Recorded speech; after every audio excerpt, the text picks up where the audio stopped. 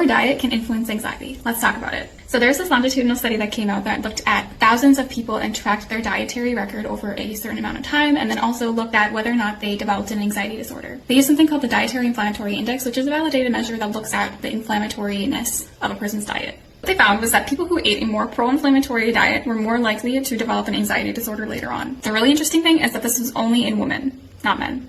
The researchers in this study discussed that this is likely because women tend to have more pro-inflammatory markers in their bodies. And so eating more pro-inflammatory foods might trigger the activation of those markers. So what does this mean for us? It means that eating a diet higher in antioxidants, flavonols, and nutrient-dense foods is really important in our health. Some examples are berries, nuts, salmon, your vegetables, and also dark chocolate. On the other hand, we want to reduce as much as possible our pro-inflammatory foods. So those are foods that are really high in sodium, so like fast foods, more processed meats, as well as foods that are really high in trans fats. Now again, your diet is not going to determine whether you get anxiety or not, but it will influence whether or not you develop anxiety. There's also emerging evidence that eating foods like these can improve anxiety symptoms over time too. And don't forget to follow if you want to learn more about nutritional psychology.